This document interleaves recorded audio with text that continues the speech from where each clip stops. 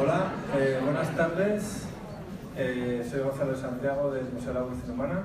Muchas gracias por venir una tarde más a escuchar a Rafael Santandreu, al que doy las gracias en nombre del museo por haber venido. Es la segunda vez que viene. La otra vez presentó Ser feliz en Alaska, si no me equivoco. Hoy viene a presentar otro de sus libros, Nada es tan terrible. Y bueno, pues nos dará consejos para vivir mejor, ¿no? Que de eso se trata. Y luego, como ya sabéis, al final de su charla intentaremos que nos responda algunas preguntas, algunos interesados que queráis. Y bueno, pues para ello levantáis la mano, como siempre, se os dará un micro y intentaremos que nos responda a cuantas más preguntas mejor, pues no, sin pasarnos el tiempo también. Así que nada, os dejo con él y muchas gracias por venir.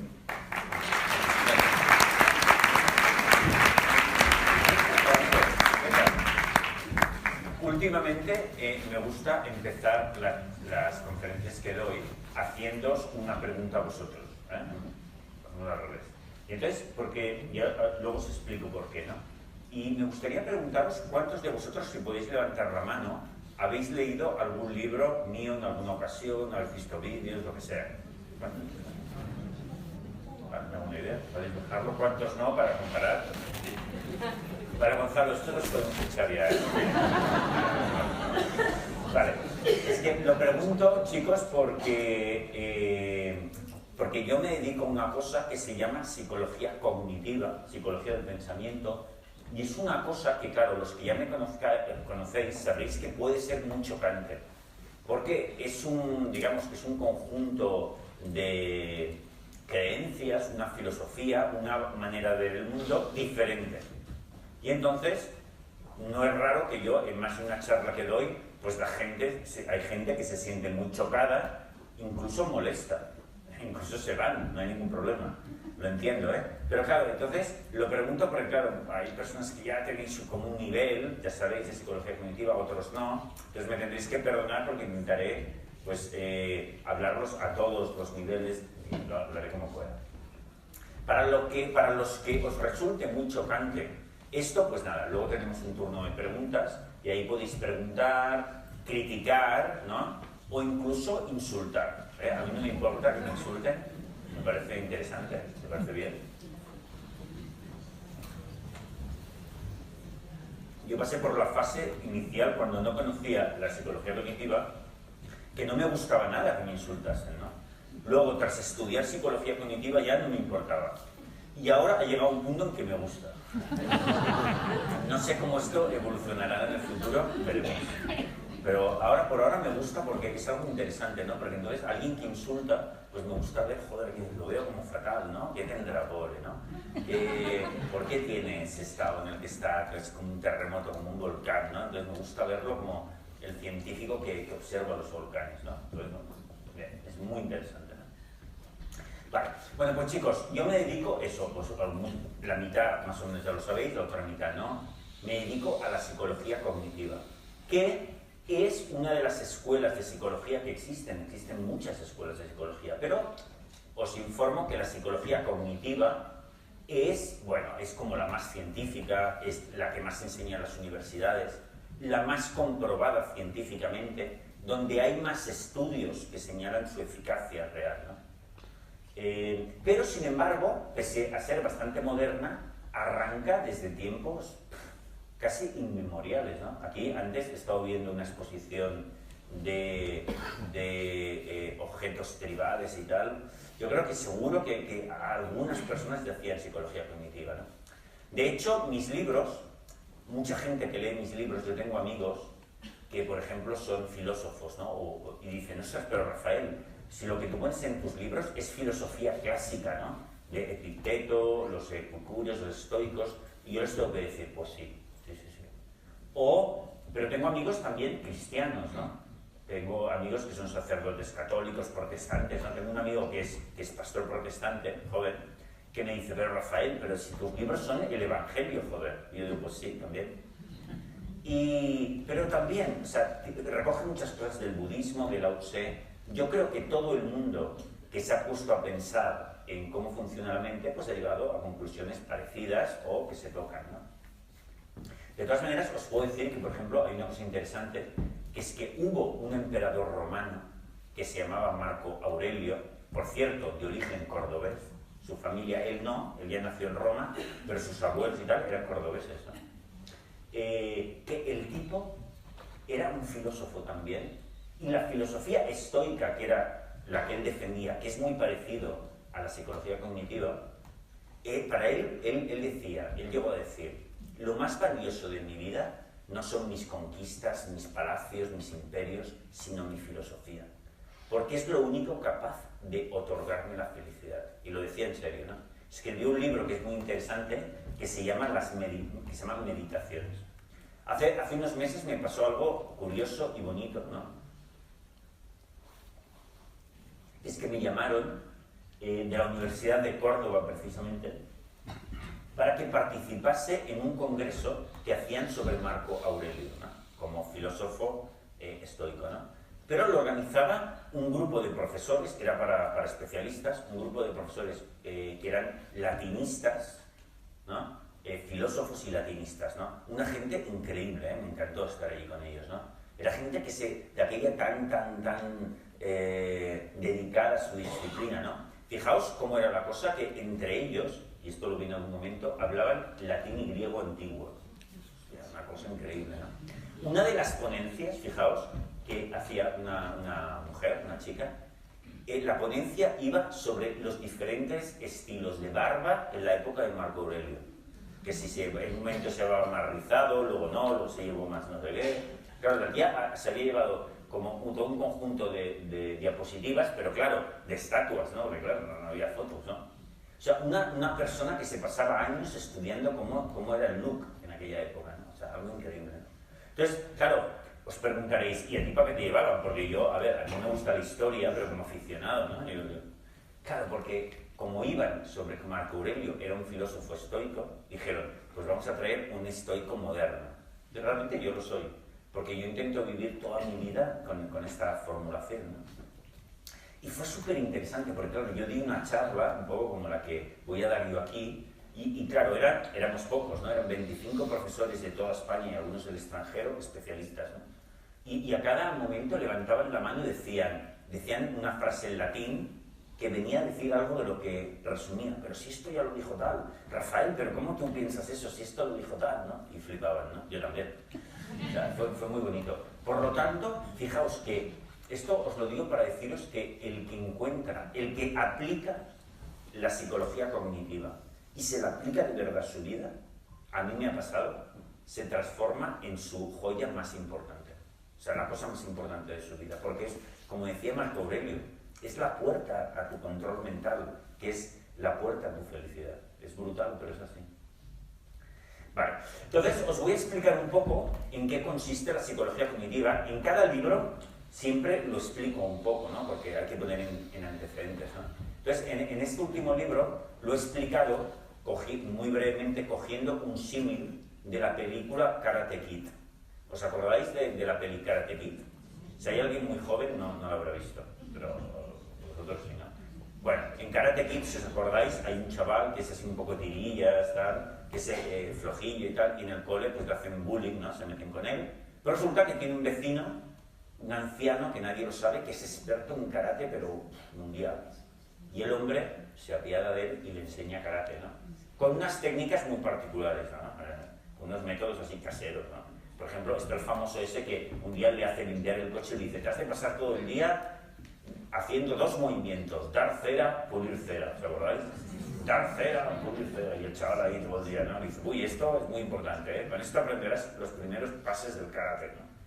Bueno, pues la psicología cognitiva también tiene dos movimientos, como los que enseñaba el profesor Miyagi, ¿no? Dos movimientos, que son renuncia y creación. Renuncia y creación. Sí que sí, a partir de mañana os pasáis todo el día haciendo renuncia y creación durante un mes o un par de meses, yo os aseguro que va a cambiar algo muy importante en vuestra mente. Pero voy a explicaros ahora en qué consiste esto de la renuncia y creación, que en realidad es creación de un nuevo marco de disfrute, pero ahora lo voy a explicar. Renuncia. ¿En qué consiste esto? Yo os lo empezaré explicando con un cuento. Además con un cuento inmemorial, lo que hablábamos, ¿no? Estas cosas ya lo han descubierto otras personas antes, ¿no? Entonces hay un cuento antiguo que dicen que había un hombre millonario, ¿no? Yo qué sé, en el medioevo, ¿no? En algún pueblo de Oriente Medio, ¿no? El hombre era rico, pero infeliz, como pasa con muchos ricos, ¿eh? Yo conozco muchos ricos, porque me he dedicado a la psicología y vienen a verme, y la mayor parte son infelices. Y bueno, pues este también le pasaba, ¿no? Era rico e infeliz. Pero claro, no quería morirse sin conocer la felicidad, ¿no? Y entonces dijo, mira, voy a recorrer todo el país hasta encontrar un sabio, debe haber algún sabio, ¿no? Que sepa cuál es el camino de la felicidad. Entonces se puso, y entonces lo dijo por todas partes, dijo, al sabio que me sepa decir la vida de la felicidad le daré todo lo que poseo. Y vendió sus propiedades, juntó una bolsa de diamantes, dijo, le daré esta bolsa de diamantes. Porque claro, es lo más importante.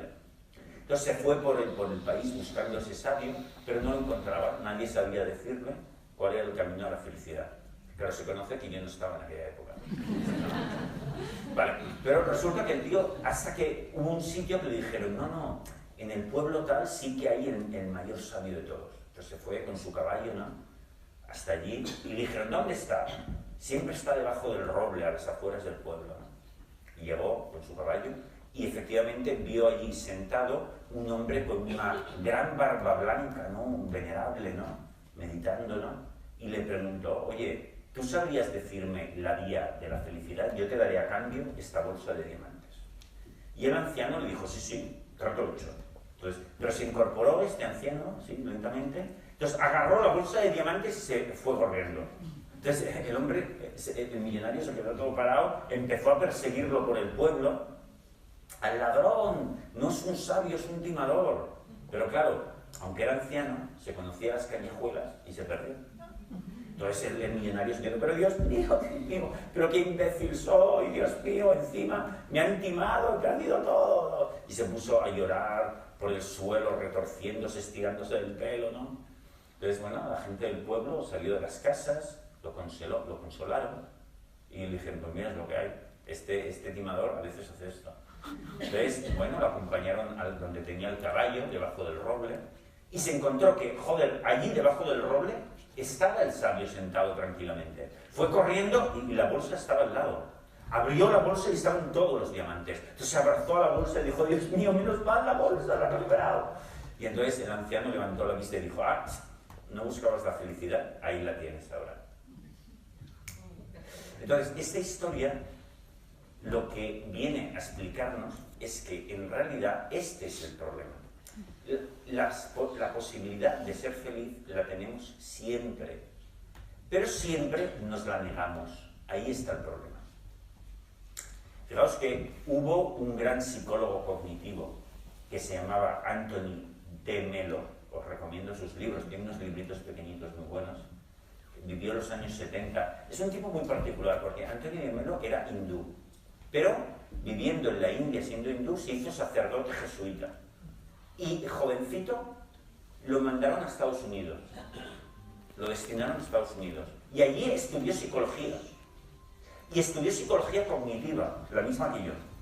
Entonces mezclaba las dos cosas, espiritualidad y psicología cognitiva. Entonces sus libros son muy bonitos porque son una mezcla entre espiritualidad y psicología cognitiva.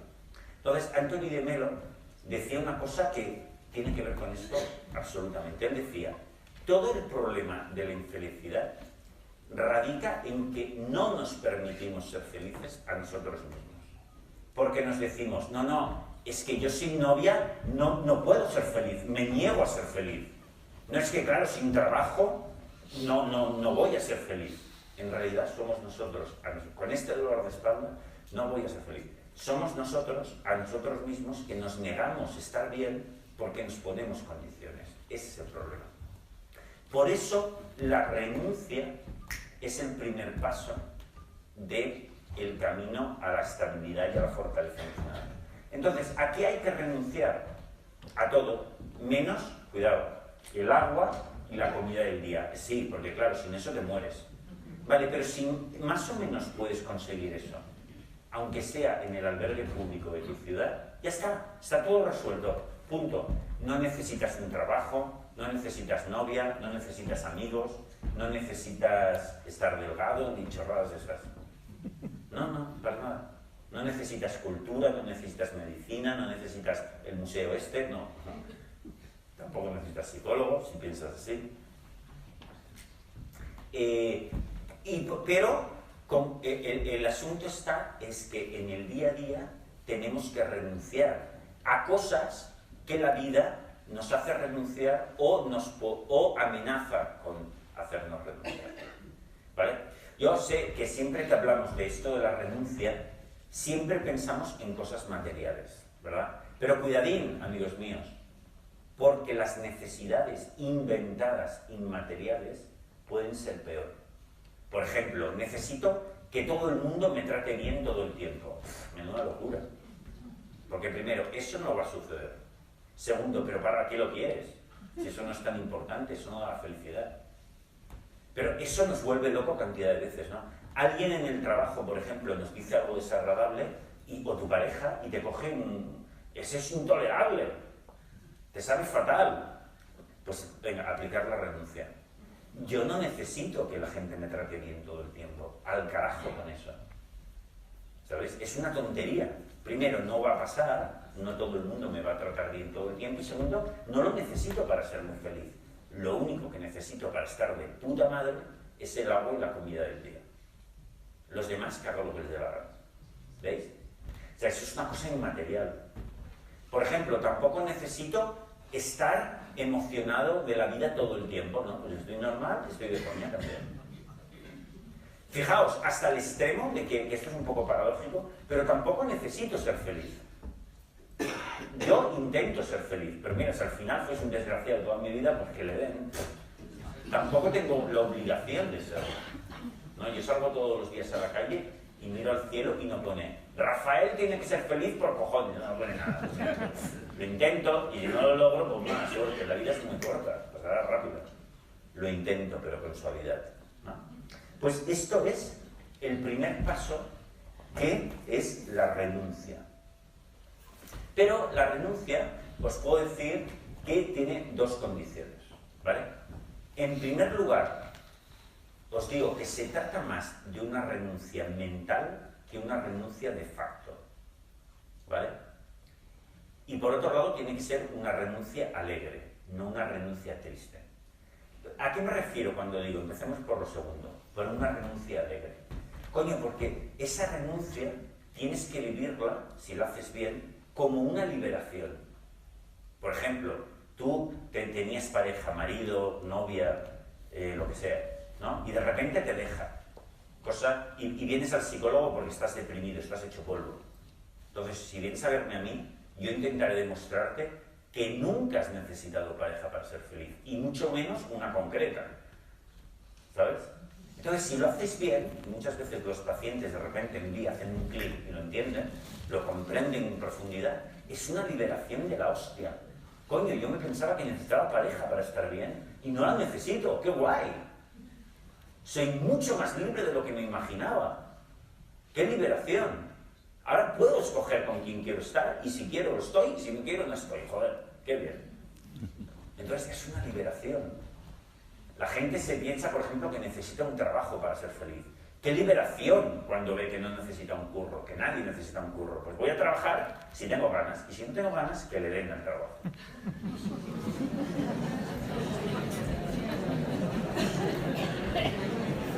Así ya es difícil, ¿eh? Bueno, esto va ligado, si queréis, a la primera condición de la renuncia, que he dicho que es más una renuncia mental que de facto. Es decir, nosotros no es necesario que renunciemos y llevemos una vida necesariamente sencilla. Si lo haces bien y si no lo haces tan bien.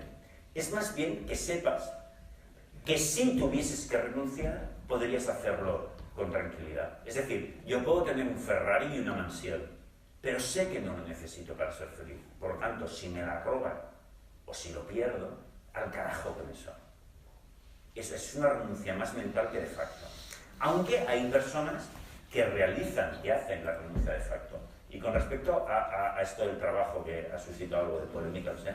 Mira, os voy a contar una anécdota que me pasó aproximadamente hace un año. Resulta que me llamaron del Colegio de Psicólogos de Melilla para dar iban a hacer unas jornadas de un fin de semana largo, de 3 días, y me llamaron porque querían traerme para llevarme allí para dar una conferencia. Yo al principio pensé, hostias, ni de coña, ¿no? Porque Melilla es un sitio, pero que tela, ¿no? Es feo, pero con ganas, ¿eh? No sé si habéis estado en Melilla alguna vez. ¿Alguien ha estado en Melilla? Es un sitio, no sé, es bastante horroroso. O sea, porque es un sitio que es una plaza militar, entonces está el océano, el mar, y luego una valla, y está Marruecos. Pero además, fuera de allí está Nador, que es una de las ciudades más feas de Marruecos, ¿no? Pobre, sucia, fea. Y allí la mitad de la población es árabe, la mitad de la población es española y se llevan a matar. Es un sitio además muy feo. Entonces yo pensé, hasta, a Melilla, que no, a Melilla no voy. Pero entonces el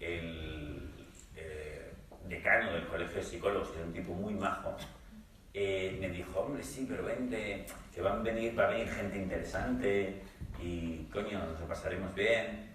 Y le dije, bueno, ¿quién va a ir? Y me dijo, pues mira, va a ir tal, y me dijo, y va a ir Albert Casals. Entonces, os explico. Albert Casals es un personaje que sale en el primero de mis libros, que no sé si está por ahí, sí, En el arte de no amargarse la vida. Ostras, tenéis un libro en catalán. Acabo de ver. Digo, lo estaba buscando ahora. Nos han enviado un libro en catalán. ¿Qué leéis catalán aquí también? Ah, ¿sí? Bueno, pues este libro, pero en castellano, claro. Vale. Para que se diga que en Burgos la gente no es multilingüe, ¿eh? Claro, tengo la prueba de que... Bueno, vale, pues en este libro yo hablaba de un personaje como modelo, que es Albert Casals. ¿Y quién es este chaval, por cierto, catalán? Bueno, pues era un chico muy joven, claro, este libro lo publiqué hace 8 años, ¿no? Era un chico muy joven que a su vez había publicado un libro que se llama Un mundo sobre ruedas, y que yo lo leí y me encantó. Resulta que este chaval es un chaval que se quedó paralítico en silla de ruedas siendo muy pequeño, con 6 o 8 años, pero es un tío muy especial. Entonces, él siempre quiso viajar por el mundo, ¿no? Como Charles Darwin, que tenemos aquí una exposición de él, ¿no? Y sus padres, que son muy especiales, a partir de los 14-15 años lo dejaron. Y él se aficionó a viajar solo por el mundo. Y luego, el tipo, que es muy especial, se especializó en viajar sin dinero. Entonces, él salía de Barcelona con 20 euros y volvía al cabo de unos meses de haber viajado por no sé dónde, con 20 euros. Ahora, es verdad que Albert no tiene ningún problema en dormir en un parque, en una playa, de coger la comida que tiran del supermercado, etc. Entonces, pero yo hablé de él porque es una persona que tiene muy pocas necesidades, que sabe renunciar desde el inicio, ¿no?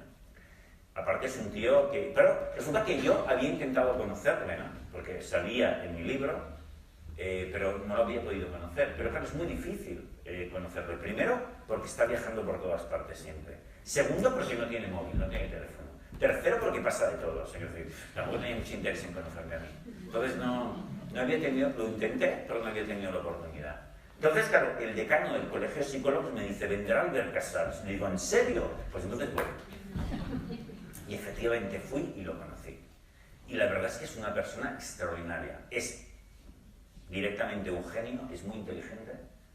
Y bueno, os puedo decir una cosa. Ahora él tiene unos 26, 27 años, ¿no? Y tiene el orgullo, y una cosa maravillosa, que no ha trabajado ni un día en su vida. Me parece alucinante, ¿no? Vive viajando, vive con un grupo de amigos así, ocupas, y fenomenal, maravilloso. Bueno, que por cierto, os puedo decir que además luego con el decano del Colegio de Melilla me contó cómo fichó Albert, y eso no tiene desperdicio, os lo voy a contar. Dice que lo encontró por un teléfono que consiguió, y lo pilló, que era muy difícil, y le dijo, Albert, te invito a venir a Melilla a este ciclo de conferencias. Él dijo, hostia, en Melilla, no he estado nunca, me han dicho que es un sitio muy raro, quiero ir. Y le dijo, pues mira, genial, nosotros tenemos aquí un presupuesto para pagar a cada ponente y te iba a ir bien. Y dice, no, yo dinero no manejo, yo voy, pero no quiero que me pagues. Dijo, pero Albert, si el presupuesto ya lo tenemos y tal, pues todos cobran. Y él dijo, pues yo no. Si quieres, mira, como mucho me puedes pagar el siguiente billete al siguiente sitio donde vaya. Que puede ir a Estados Unidos, quería ir por Sudamérica, en fin. Y le dice, vale, si quieres hacemos eso. Y le dice, pero segunda cosa, que a la gente pues la pondréis en un hotel y no sé qué. Y me dice, pues no, yo quiero ir a tu casa. Y efectivamente, Albert durante esos 3 días se alojó en casa del decano. Yo estuve allí cenando un día con ellos y tal. Increíble. Y la tercera condición que le puso fue muy buena, porque le dijo, vale, pues quedamos así, ¿eh? Oye, pero una cosa última que te decir, que entonces, ¿sabes qué pasa? Que te tengo que informar de una cosa, ¿eh? Que yo al final igual no voy, ¿eh? Por eso. le dijo, y eres el decano, le dice, ¿pero qué me estás contando? Y le dice, sí, porque mira, es que claro, yo a lo mejor en el momento, esos días de la conferencia, los días previos, yo estoy a lo mejor en África pasándome loteta con una tribu, entonces no voy. Dice, mira, yo lo que te sugiero es que tengas un sustituto. Entonces, si voy bien y si no voy también. Es lo único que te puedo ofrecer. Entonces, el decano, que es un tío muy inteligente, me dijo, pues vale, lo acepto. Pero al final fue. O sea, con lo cual os quiero decir que una persona totalmente liberada, totalmente racional, es como Albert. Una cosa muy diferente a lo que nosotros estamos acostumbrados ahora y somos capaces de asumir. Pero yo creo sinceramente que eso es lo más racional de todo. Bueno, Albert hace renuncias de facto, pero desde la psicología cognitiva no es necesario hacer. Os voy a contar otra anécdota sobre esto de las renuncias de facto. Yo muchas veces trabajo con pacientes de todo tipo, ¿no? Por ejemplo, uno de los casos que vemos mucho es gente que se estresa en el trabajo, ¿no? De todo tenemos, grandes ejecutivos, no sé qué. Y entonces, fijaos que para no estresarse en el trabajo, sin duda alguna, el primer movimiento que hay que hacer es la renuncia. El segundo es la creación, luego lo veremos. Pero la renuncia, ¿qué? Pues al curro, joder, al curro. A ese curro. Es que mientras no seas capaz de renunciar mentalmente, nunca, siempre te vas a estresar. Porque siempre tendrás la tensión, uy, si me despiden, uy, si lo hago mal, uy, si el jefe no me valora como que me pone en peligro eso tan precioso que creo que tengo. Por lo tanto, hay que renunciar. Pero fijaos que a la gente le cuesta mucho eso, ¿no? Y entonces, yo muchas veces les pongo el siguiente símil. Les hablo de los evangelios. Yo no soy especialmente católico o creyente, pero sí que hay cosas que se nos ven interesantes, ¿no? Entonces, en el evangelio sale una especie de historieta que creo que está muy bien, que es la siguiente. Dicen que Jesucristo, yo se lo cuento al paciente ¿no? Yo le digo, mira, en el Evangelio hay un pasaje en el que dicen que Jesucristo estaba en su momento de máximo apogeo y éxito, ¿no? Que iba por los pueblos y la petaba, ¿no? Es aquello de La Palma, ¿sabéis, no? Que le recibían allí. Bueno. Entonces el tipo, pues estaba, cuenta la Biblia que estaba en uno de esos pueblos, ¿no? Con mucho éxito, ¿no? Y cuando acabó, se le acercó un chaval joven, ¿no? Y le dijo, ostras, Jesús, tío, ¿cómo me ha molado vuestro rollo, tío? Tu rollo, el grupo que tenéis, hostia, sois la bomba. Es que yo me puedo unir a vosotros a los 12, a tu grupo y tal, ¿no? Entonces Jesucristo le dijo, hombre, por supuesto, tío, esto es un sitio abierto, coño. Claro que sí. Y le dijo, oye, pero, ay, mira, yo creo que me suenas tú. Tú no eres el hijo aquí del terrateniente. Aquí dijo, sí, sí, coño. Sí, mi padre es el dueño de todas las tierras que ves, es el que aquí... ¿sabes? Parte del bacalao y tal, ¿no? Y dijo, bueno, pues una cosa, antes de venirte con nosotros, tú tus bienes los tienes que vender y dárselo a los pobres, porque es una cosa que hacemos nosotros, ¿eh? Entonces dicen que cuenta la Biblia que el chaval este le dijo, bueno, si acaso ir tirando y ya os cojo, ¿eh? Y ya no sé decir más. Bueno, pues fíjate, yo al paciente le cuento esto porque le digo, fíjate, el cristianismo en realidad pide una renuncia real.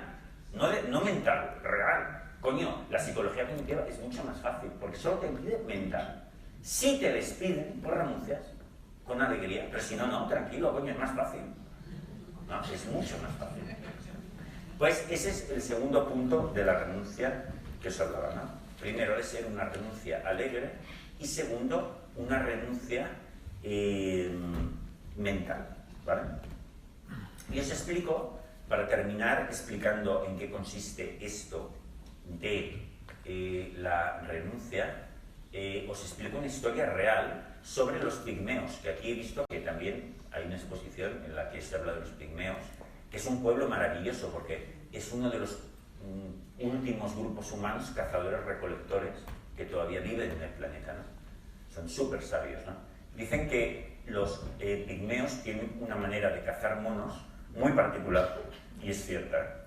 Ellos construyen una especie de jaula, ¿no? Así con palos de madera, ¿no? Del bosque, pero que tienen la particularidad de que los barrotes de esa jaula están muy cerca uno de otro, ¿no? Muy cerquita.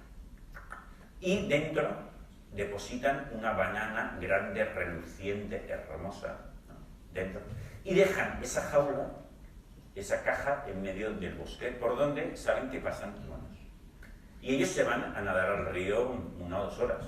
Entonces cuando vuelven, siempre se encuentran un mono que pasó por allí, que vio la banana y quiso cogerla. Entonces metió la manita así del lado por los barrotes, ¿no? Pues listo. Cogió la banana, pero luego no salía la banana, porque claro, la banana era muy grande, ¿no? Y no sale. Entonces el mono, de manera increíble, se queda ahí bloqueado y se queda ahí horas, hasta que llegan los pigmeos de bañarse, le tiran una red y se lo comen. Esta historia es real. Entonces, cuando lo cuentas, siempre uno tiende a pensar, hostia, qué tontos los monos, ¿no? Pero fijaos que nosotros, los seres humanos, hacemos lo mismo todo el tiempo. Nos quedamos enganchados a bananas. ¿Y qué son estas bananas? Por ejemplo, tener hijos. Hostias, no puedo tener hijos, Dios mío, no puedo ser feliz. O mi novia, ¿no? Que me dejó. Piluca, ostras, sin piluca no puedo ser feliz. Claro, no te das cuenta de que, coño, tira esa banana porque ahí en el bosque está lleno de frutos, está lleno de otras cosas diferentes, maravillosas. ¿Por qué te quedas ahí con esa tonta banana? Pues eso lo hacemos todo el tiempo. Fijaos. ¿Y qué hay que hacer? Renunciar. Pero alegremente, porque en realidad el bosque, la vida, está llena de oportunidades increíbles. ¿Veis? Ese es el primer paso, la renuncia. Bueno, vamos a ver el segundo paso del profesor Miyagi de la fortaleza emocional, que hemos dicho que es la creación de un nuevo marco de disfrute. ¿Vale? Para explicaros en qué consiste este importante punto de la creación de un nuevo marco, os explico otro cuento. ¿Vale? Este es un cuento de Nasruddin. A mí me gusta mucho explicar cuentos de Nasruddin, porque Nasruddin es un sabio sufí islámico, ¿no? de la corriente islámica, y como últimamente tiene muy mala prensa, hombre, pues ya los defiendo un poco, ¿no? Entonces Nasruddin es, digamos que era un mulá, un sacerdote islámico del medioevo, ¿no? Que se cuentan muchos cuentecitos muy ingeniosos sobre él, muy divertidos, ¿no? Entonces dicen que Nasruddin le invitaron, un millonario le invitó a pasar un fin de semana de cacería en su finca, ¿no? Entonces Nasruddin, que no decía que no nunca, dijo, pues claro, yo voy. Entonces, bueno, era un fin de semana y el sábado, por la mañana, empezó y repartieron los caballos entre todos los participantes. Y a Nasruddin, como era el sacerdote, el mulá, le dieron el caballo más malo, el más lento. Y salieron todos a la cacería y claro, como iba con el caballo más lento, se quedó al final del todo ahí, todos por delante, el último, y empezó a llover que cayó la del pulpo. Entonces, Nasruddin, que era un tío muy listo, cogió, y cuando empezaba a llover, cogió y se sacó toda la ropa, se quedó en pelota picada, hizo como un atillo con la ropa, se sentó debajo y siguió con el caballo. Entonces, cuando llegó al final del día a la casa, en el porche de la mansión, pues se cogió, se puso la ropa y entró en el comedor seco.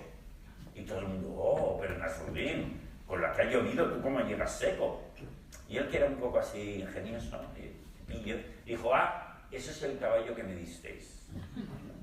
Al día siguiente se organizó la segunda cacería, y entonces esta vez, el cielo pintaba así oscuro, ¿no? Entonces el dueño, el millonario, dijo, esta vez me quedo yo con el caballo de Nasruddin, porque pinta malo.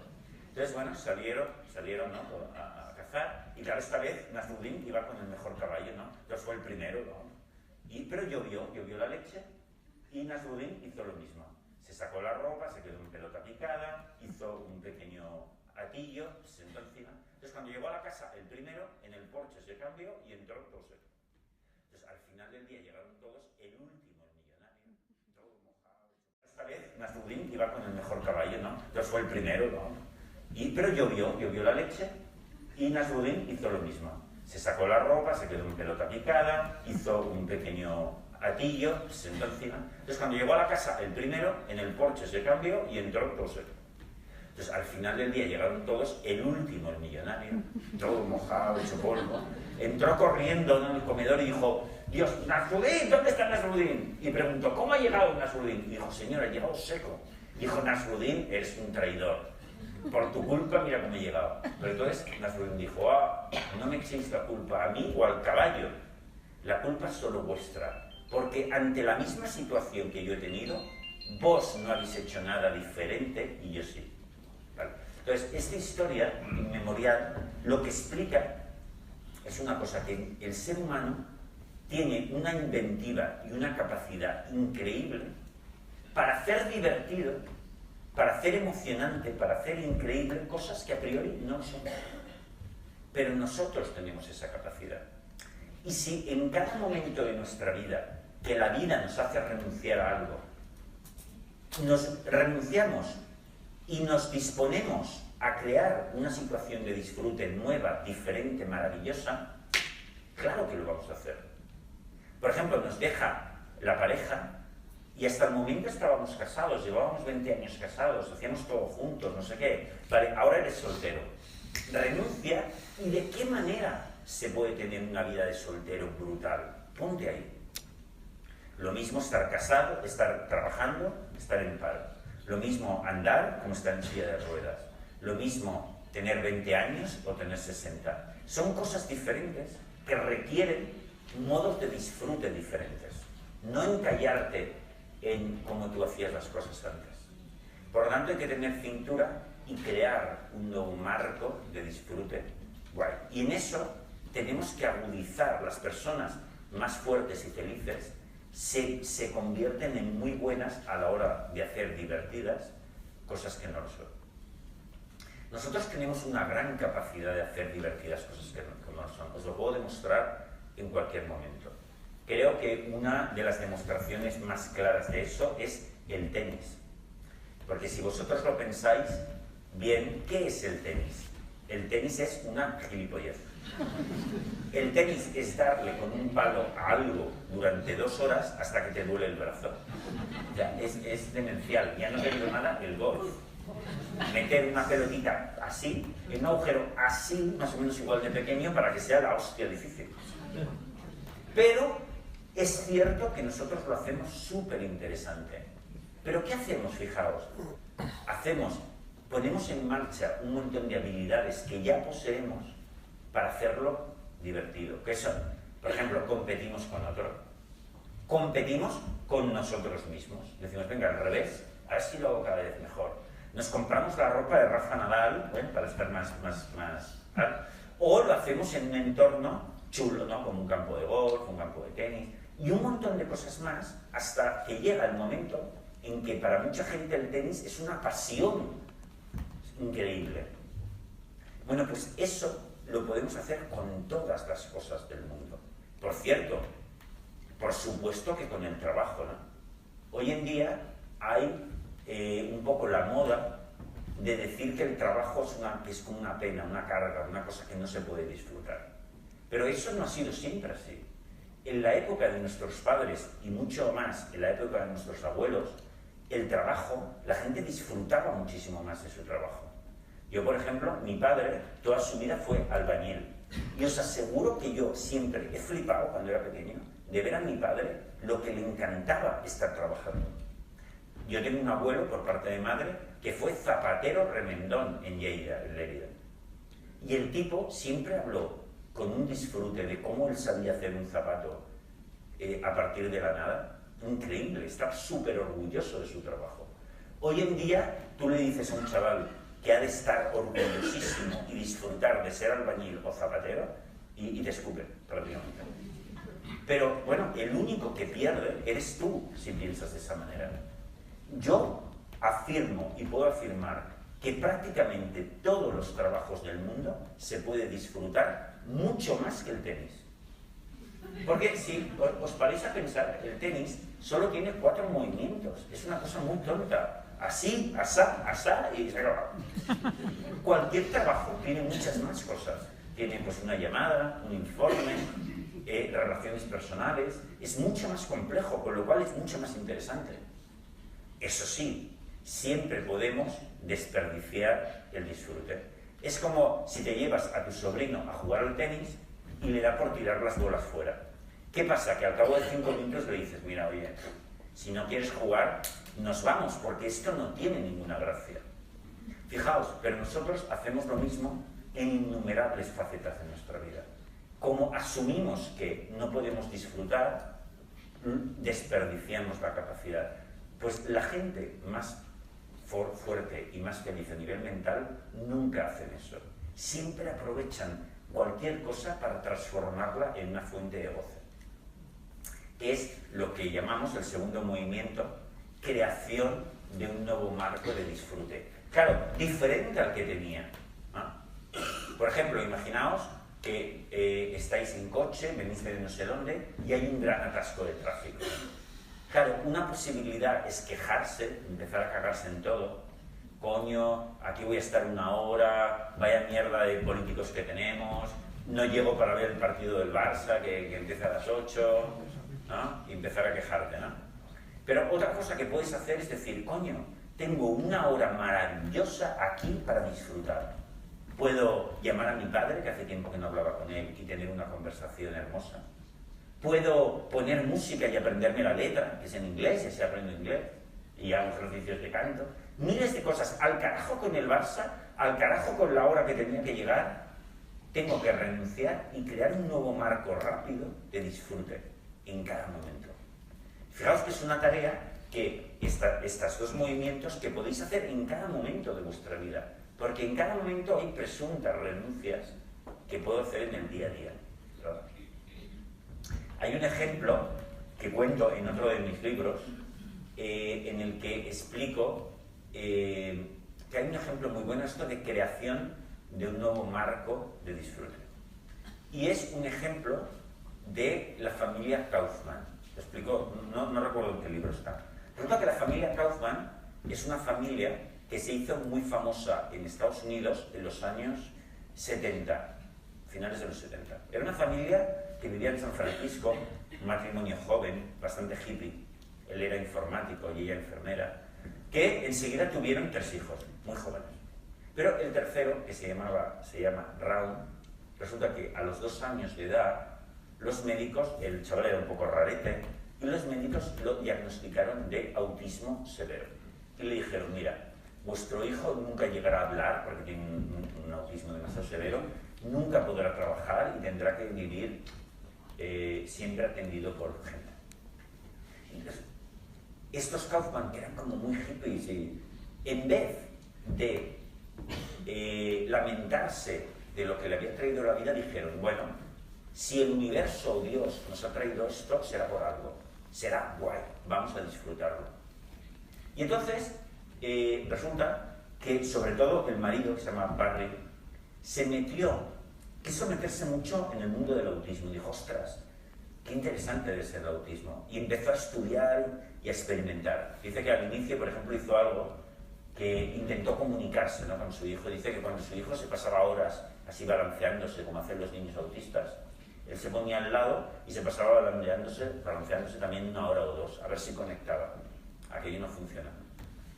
Pero fue probando más cosas hasta que, estudiando, fue creando un método de hiperestimulación del niño. Pero fue algo brutal. Diseñó como un sistema de 13 o 14 horas al día en el que al niño, una persona diferente cada hora, le estaba enseñando cosas muy básicas como a moverse, coger cosas, empezar a hablar. De hecho,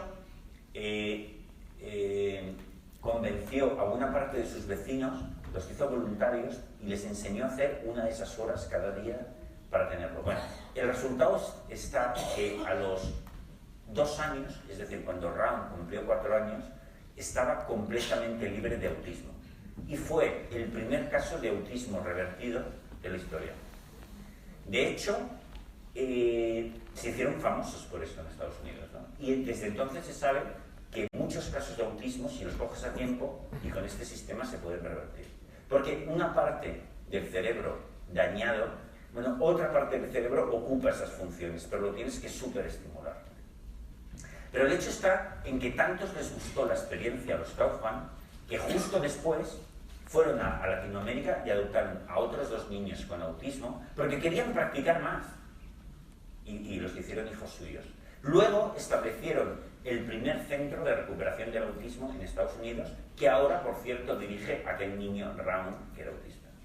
Pero bueno, lo interesante, y yo por eso lo menciono en mi libro, de la familia Kaufman, es cómo recibieron la noticia del autismo. Fíjate, el primer movimiento, renuncia. Pues no tenemos un niño normal, al carajo, nunca lo hemos necesitado. Segundo, ¿y qué vamos a hacer con esto? Disfrutar, meternos a tope, hasta el extremo que hicieron de eso su vida y su trabajo.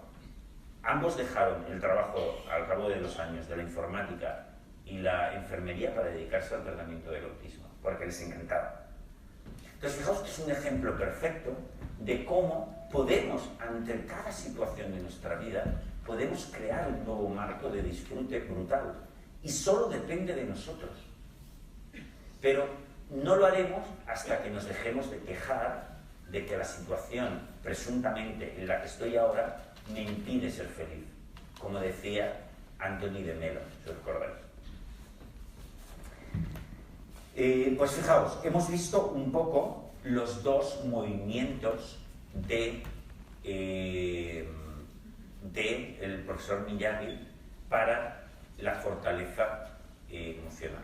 Entonces, quiero acabar, y haremos un turno de preguntas, con unas palabras de una entrevista que leí hace no demasiado tiempo, cuando estaba acabando de escribir este último libro, No es tan terrible, a una chica que salía en un periódico, no recuerdo si en El País, en cuál, le hacía una entrevista porque era una chica irlandesa que se llama Fiona Munro, que resulta que la particularidad que tenía ella es que tenía un cáncer incurable.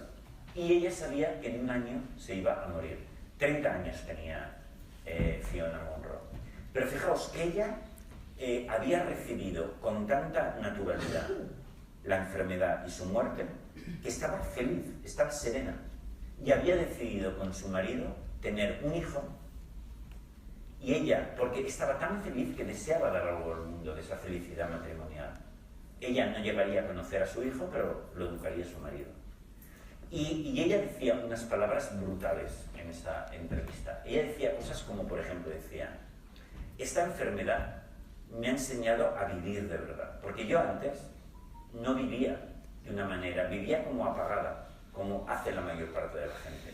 Y desde que sé que estoy enferma y voy a morir, vivo con una pasión y unas ganas de disfrutar de la vida desconocida para mí. Por lo tanto, ella dice algo muy brutal que he oído en algunas personas, ¿no? Si tuviese que cambiar algo de mi pasado, no sería esta enfermedad, cambiaría otra cosa. Pero dejaría que esto sucediese. Y decía, esta enfermedad ha sido un regalo en realidad. Aunque el precio de este regalo, bueno, sea tiempo de vida. Muchas gracias, amigos míos. Gracias.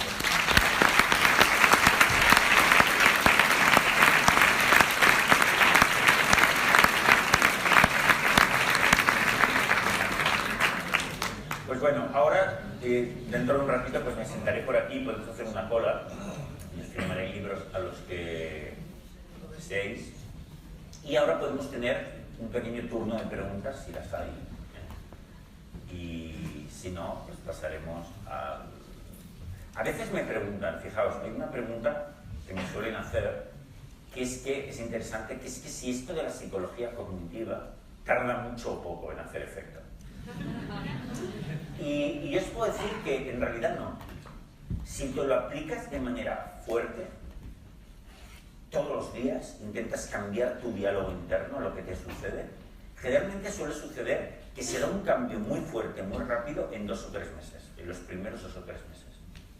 Y de hecho cambia una persona como en un 80% en esos 2 o 3 meses. Y después, del 80% al 100%, ya tardas años. Porque ya es mucho más lento. Porque en realidad, aprender esta filosofía es como aprender un idioma nuevo, como aprender inglés. Un idioma que hablas contigo mismo, ¿no? Entonces, como pasa con el inglés, bueno, aprender más o menos a chapurrear es rápido. Pero saber hablar mejor ya cuesta, cada vez cuesta más, ¿no? Pues es algo muy parecido. Entonces yo siempre recomiendo que si os queréis meter dentro de esta filosofía y aplicarosla en vuestra vida, lo hagáis de manera muy intensa desde el inicio, porque es la manera más fácil de obtener de notar un cambio importante, ¿no? Si lo haces de manera muy lenta, no funciona. ¿Una pregunta? ¿Alguna pregunta más? Esta me la he hecho yo, ¿no?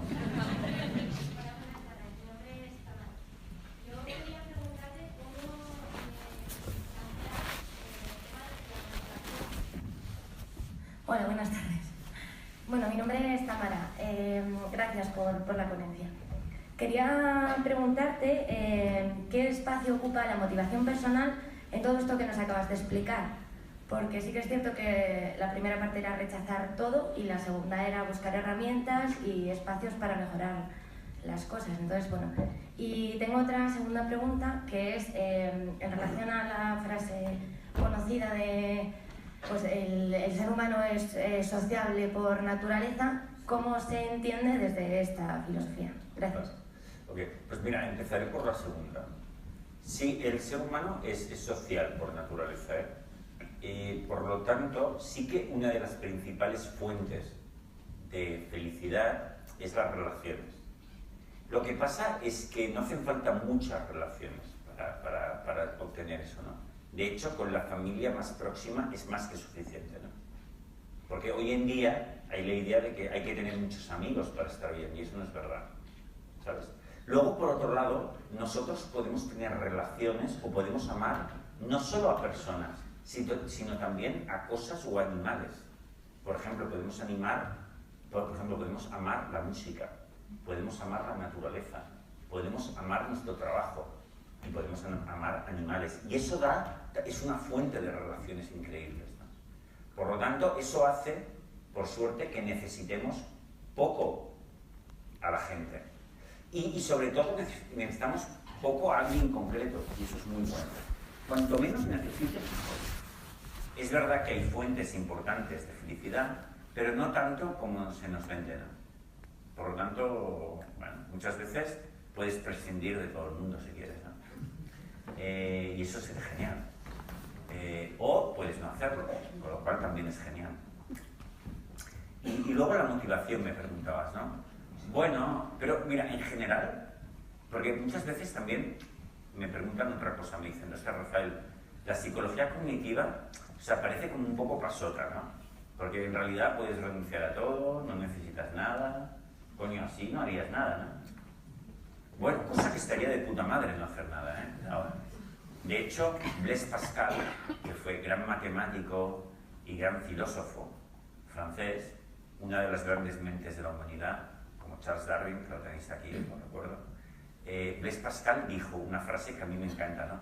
Él dijo, todos los problemas de la humanidad proceden de la incapacidad del hombre para estar sentado en una silla, en una habitación, sin hacer nada. Como cree que no puede, la arma guerras, espolios, tal. Coño, no se podía estar quietecito. Bueno, pues tiene razón en gran medida. Entonces, muchas veces me dicen, pero Rafael, la psicología cognitiva no lleva al pasotismo, pero la realidad es que no. Tampoco lleva a la locura del hombre moderno que no para. No, eso tampoco. Pero a la parálisis tampoco. Porque cuando uno está muy sano a nivel mental, tiene ganas de explorar el mundo. Como los niños. Si a un niño le dices, oye, vamos a explorar esas colinas, joder, seguro que va. Lo que pasa es que tampoco tienes una necesidad loca de hacerlo, lo haces porque te da la gana, como hace Albert Castells. Entonces la motivación es algo que surge solo cuando estás contento y feliz. De hecho, yo por ejemplo os decía antes, nadie necesita un curro para ser feliz. Yo recuerdo que siempre os tengo que confesar que yo no he trabajado muy poco para otros, ¿no? Porque como psicólogo, pues he trabajado más bien para mí mismo, ¿no? Pero sí que algunos años sí que trabajé para otros, ¿no? Entonces yo, por ejemplo, trabajé unos años para una revista que se llama Mente Sana, que es una revista de psicología que venden en los kioscos, ¿no? Y yo trabajé allí, trabajaba de redactor jefe, pero tenía una directora, ¿no? Se llama Elizabeth, ¿sí? Y yo recuerdo que cada 2 por 3 yo iba a Elizabeth y le decía, Elizabeth, ¿tú estás contenta con mi trabajo? ¿Estás contenta o no? Y ella me decía, sí, sí. Y yo le decía, porque, escucha, Elizabeth, si tú en algún momento no estás contenta de mi trabajo, despídeme, ¿eh? Pero despídeme rápido, ¿eh? Pero la tía se quedaba como muy flipada, ¿no? Porque decía, sí, sí. Y yo decía, no, porque yo es que yo no quiero estar en un curro donde no piensen que lo hago de puta madre, porque yo no necesito este curro, joder. Bueno, cuando me cansé lo dejé, efectivamente, ¿no? Pero, fíjate, cuando no necesitas algo y estás relajado y lo haces es cuando te sale mejor. Y claro que estás motivado para hacer cosas diferentes y tal. Entonces la motivación viene sola. ¿Por qué? Porque el hombre es juguetón por naturaleza. ¿Sabes? Aunque no loco como estamos ahora, ¿eh? Porque ahora estamos un poco locuelos. Por ejemplo, una muestra de ese estar locuelo, alguno de vosotros vais a ser de estos, es, por ejemplo, la neura que hay ahora del ultradeporte, ¿no? Las ultramaratones, el ultra-rail, eso hay que estar chalado para hacer eso. Y es una muestra muy clara de la locura del hombre moderno, porque eso es fatal para la salud. Correr hasta lesionarse las rodillas, el corazón, todo se daña, ¿eh? Haciendo esos ultra... Pero el hombre moderno cree que tiene que hacer más y más, porque si no es un fracaso, ¿no? Y fijaos dónde llega, ¿no? Hacer esa cosa tan extraña como correr como un loco por la montaña 100 kilómetros. ¿Pero qué estás haciendo? Estás completamente chalado. Pero es lo que hay, Dios mío. Sí. Hola. Pues tanta motivación no. Menos. Hola, yo soy Nuria. Quería preguntarte una cosa. Por ejemplo, cuando hablas de enfrentar, por ejemplo, cuando tienes un problema bien con la pareja o con los amigos, y hablas de enfrentarlo con el humor. ¿Ah, sí? Y el humor surrealista. Sí. Es complicado, enséñanos. Claro, porque no es fácil. Eso es más fácil de lo que parece. Por ejemplo, un truco, a mí cuando la gente me dice, hostias, el humor, coño, que yo tampoco tengo tanto humor, yo no digo, háblame andaluz, que eso siempre, ¿no? Empieza a decir, hombre, chiquillo, ¿qué está pasando? Esto ya te crea cierto humor, ¿no? Bueno, esto es lo siguiente, ¿cómo te llamas? Lo que nos explica Nuria es lo siguiente. Resulta que hay un concepto en psicología cognitiva, por lo menos la que yo practico, muy importante, que es que todo el mundo es neurótico. Todos tenemos una parte cafre, imperfecta, nos cogen berrinches, nos cogen neuras, a todos. Y esto hay que comprenderlo, joder. Por ejemplo, a mí una cosa que no me gusta mucho es unos libros que se han puesto de moda en los últimos años, que han vendido mucho. Por ejemplo, hay uno que se llama Gente Tóxica, ¿no? Y que te advierte de cómo te has de relacionar con la gente tóxica. Ese libro me parece un error de la leche, porque ¿cómo gente tóxica? Aquí no hay nadie tóxico, coño. O todos lo somos. Pero ¿cómo es eso de calificar a la gente de tóxica? ¿Estás loco o qué? Jefe tóxico, compañero tóxico. Si empiezas a calificar de tóxico a la gente, un día te mirarás al espejo y dirás, pues ese también. ¿Y eso de qué sirve? Todos tenemos fallos, calma, tranquilo. Pero son niñerías, neuras, locuras temporales que no tienen importancia. ¿Sabéis? Todas, todo. Entonces, frente a las neuras, ¿no? Cuando uno está en un momento neurótico, porque neurosis en psicología también se puede traducir como exageración de la realidad. Tú un problema lo estás exagerando y lo exageras tanto que crees que estás en un tren que va a toda velocidad a despeñarse en un precipicio. Y no hay ni tren, ni velocidad, ni precipicio. Simplemente vas en un coche y tranquilo. Pero tú lo ves así en ese momento. Pero entonces, mi consejo es que no intentéis resolver el tema en ese momento. Por ejemplo, cuando vuestra pareja está celosa, eso no es una neurosis. Cuando vuestra pareja está cabreada, por ejemplo, en atascos de tráfico, no intentes resolver el asunto, porque en ese momento ella vive en una alucinación, en ese tren. Si tú le dices que no hay tren, todavía se va a poner más nerviosa, porque dirá, coño, nos vamos a despeñar y no lo ve el gilipollas este. Todavía es peor, ¿no? Entonces me dice, pues no lo hables. Ya hablarás otro día cuando la alucinación se le haya pasado. Pero entonces sí que puedes hacer algo, puedes emplear 5 armas. Hay 5 armas para la neurosis, que son el amor, el humor, el surrealismo, decir que sí como a los locos en ese momento y dejarle solo, mira, se le pasará. Pero los 3 primeros son los mejores, que son el amor, el humor y el surrealismo. Si consigues que la persona se ría y que se sienta amada, a lo mejor va en el coche y se ríe y ya desaparece la mierda. Bueno, podemos intentarlo. Muchas veces no funcionará porque la locura es demasiado grande o tu arte humorístico no es suficientemente bueno. Y bueno, pues entonces le dices que sí y le dices, uy, cariño, tengo el coche mal aparcado, ya nos vemos después, y vuelves al cabo de 2 o 3 horas, a ver si se la ha pasado. Mira, y eso está bien. Mañana ya hablaréis del asunto o pasado. ¿Vale? Mira, ¿alguna pregunta por allí? Mira, allí, perdón. Hola, mi nombre es José Ángel. Has estado hablando un poquito del marco de la renuncia y demás y demás. En la sociedad en la que estamos, pues tampoco es tan fácil llegar a poder renunciar porque nos hemos metido en un rol en el cual pues es complicado salir. Teníamos que haberte conocido pues 27 años antes para no haber empezado ni a trabajar, ni a tener hipotecas, etc. Entonces ahora que estamos metidos y nos cuesta salir, ¿hasta dónde podemos renunciar? Hasta un punto, porque la necesidad es X, pero la responsabilidad es Y, entre la renuncia y la aceptación. ¿En qué parte pondríamos renuncia y qué parte aceptación? ¿Cuál sería primero? ¿O de qué forma aceptaríamos poder renunciar? Sí. Bueno, yo creo que mentalmente se puede hacer una renuncia muy potente, ¿eh? Muy potente. De todas maneras, si al final la vida te va a hacer renunciar, pues no vas a tener más remedio que hacerlo, ¿no? También. Pero hay muchos trucos, ¿eh? o muchos caminos que te van a ayudar a hacer la renuncia, ¿no?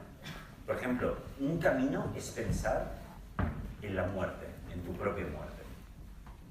Porque eso te ayuda, ¿eh? Porque dices, coño, si es verdad, si dentro de nada voy a estar muerto, ¿a qué viene tanto apego? Esto, lo otro, ¿no? Y eso te ayuda. Pero lo has de pensar con mucha profundidad. Un día te vas a pasear y piensas, coño, dentro de nada voy a estar muerto.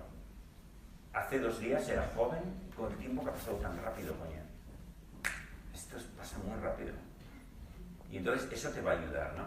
Otra cosa que te ayuda, visitar a gente que está muy enferma. Porque ver la realidad es lo mismo, ¿no? Lo que es importante en la vida o no, te hace mucho más fácil renunciar. Te das cuenta de lo que es importante de verdad en la vida, ¿no? Entonces, sí que hay unas cosas que te lo van a hacer más fácil, ¿no? Pero de hecho te has de esforzar un montón para conseguirlo. Fíjate que el símil que antes ponía de que Jesucristo en los evangelios pedía una renuncia real y radical, joder, exige un compromiso de la hostia. Yo creo que también la psicología cognitiva exige un compromiso súper importante. Y lo has de hacer si quieres recibir el beneficio. Entonces ahí no valen medias tintas, ¿eh? Yo creo que si queremos cambiar de mentalidad y queremos cambiar de filosofía, te has de comprometer de verdad, ¿eh? Porque si no lo haces de verdad, obtendrás unos cambios muy menores. Y es de concepto, de idea, de compromiso vital. Yo voy a vivir así, joder. Un poco como un monje que de repente renuncia a los bienes materiales y se hace monje. Pues hostias, un paso así hay que hacer. Y depende de ti hacerlo o no hacerlo. ¿Vale? Sí, mira, creo que uno de los motivos por los que no podemos ser felices sea la pérdida de un ser querido. ¿Hasta qué punto es efectiva la psicología cognitiva para superar una situación así? Pues muchísimo, muchísimo. Además es uno de los puntos centrales que tratamos muchas veces, ¿no? Y hay muchas cogniciones que te ayudarán a pasar ese trance, ¿no? Una de ellas, por ejemplo, es pensar, fíjate, una de las cosas que hacen un duelo difícil, es lo que yo llamo la ficción de la inmortalidad. Porque nosotros tendemos a pensar que vamos a vivir muchísimo, que la vida dura mucho, que es casi eterna, y en realidad no, es muy corta. Entonces, tú has de pensar, si yo dentro de nada me voy a reunir con esa persona, con la persona que ha muerto, porque es tan rápido. O sea, en realidad no es un adiós, es un hasta dentro de nada, colega. Esta es una idea que si lo tienes muy clara, bueno, pues echas menos de menos. Es lo mismo que se te va un ser querido de viaje, pero si se va un fin de semana, pues le dices adiós. Si se va un año, pues te despides mucho, ¿no? Porque va a pasar mucho tiempo, ¿no? ¿Ves? Segundo, pensar que a esa persona no le ha pasado nada malo. Nosotros tenemos la tendencia loca de pensar que cuando alguien se muere le ha pasado algo malo. No, pues si le ha pasado algo buenísimo, algo natural. Fijaos que aquí estamos en un museo que en realidad transpira ecología, ¿no?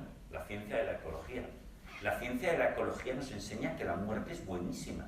Si no nos muriésemos, tendríamos un problema del copón todos. Morirse es fundamental y buenísimo. Yo mi muerte la espero con mucha ilusión. Os lo tengo que decir de verdad.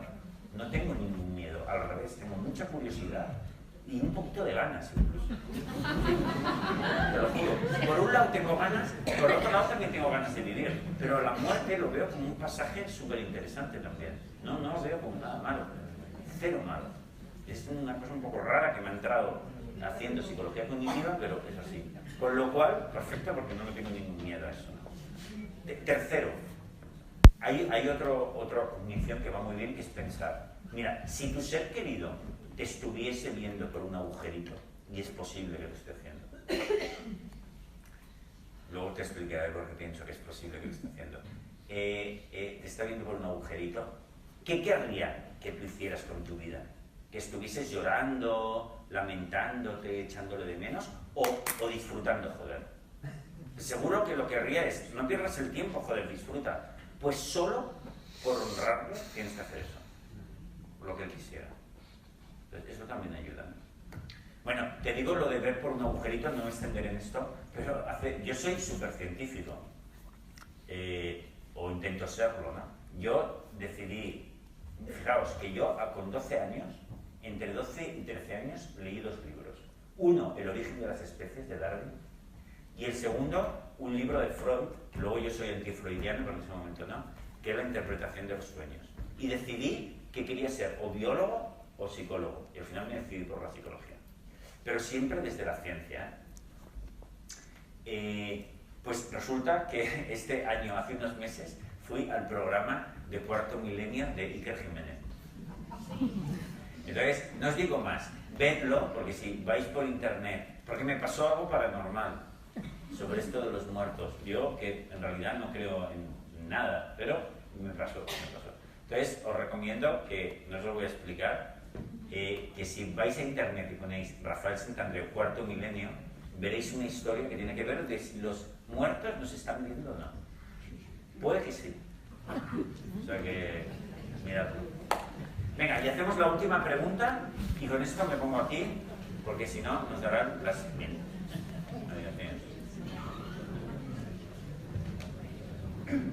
Hola, buenas tardes, me llamo Elena. Muchas gracias por la exposición de sus teorías. Y bueno, yo realmente pienso que no es tan difícil aplicar las técnicas de la renuncia y la creación cuando tenemos los problemas de toda vida normal. Digamos que quedarnos sin trabajo, que nos despidan, que nos deje nuestra pareja, que se nos muera un ser querido, que no podamos pagar la hipoteca, forma parte de lo previsible de toda vida común y corriente. Pero la cuestión sería cómo aplicarían estas técnicas las personas que realmente tienen problemas importantes de supervivencia, de justicia, personas que han caído en las redes de prostitución, personas que están envueltas en una espiral de violencia que no hay forma de la que salir, niños que están en una situación de esclavitud forzada. Esa situación, ¿cómo se podría enfocar o qué soluciones plantearía usted para este tipo de personas que tienen realmente problemas importantes? Bueno, de todas maneras te voy a decir 2 cosas. La primera, que la psicología como disciplina es una cosa del mundo moderno, o sea, de la gente que estamos bastante bien. No está tan pensada como para esos casos, ¿sabes? Eso para empezar. Pero de todas maneras sí que te diré que en mis libros siempre pongo ejemplos un poco extremos porque ayudan a verlo, ¿no? Ayudan a verlo con más claridad, ¿no? Y por ejemplo yo te hablaba antes he hablado de Epicteto, ¿no? El filósofo del siglo I, que es un poco el padre de la psicología cognitiva. Fue él el que dijo, no nos afecta lo que nos sucede, sino lo que nos decimos acerca de lo que nos sucede. Bueno, pues Epicteto tiene la particularidad de que él era esclavo. De hecho, nació esclavo. Sus padres eran esclavos en Grecia y su amo lo vendió al nacer y se lo llevaron a Roma, un dueño, otro que se llamaba Epafrodito, que le daba palizas de pequeño.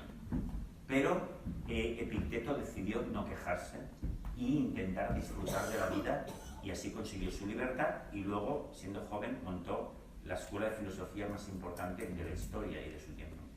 Otro caso del que hablo en mi libro es Stephen Hawking, amigo científico. Stephen Hawking, recordarás que murió el año pasado, pero durante más de 40 años no podía mover un solo dedo de su cuerpo. Y él calificaba que eso era una minucia, que no era un problema serio, que era un inconveniente menor, porque él todavía podía hacer cosas muy valiosas por sí mismo y por los demás. ¿Sí? En mis libros encontrarás cantidad de casos de personas que, ante adversidades alucinantes, han activado el mismo chip de la renuncia y la creación y se ha hecho la magia. Han sido igual de felices o más que las personas privilegiadas. Pues amigos míos, con esto dicho, ha sido un placer estar aquí.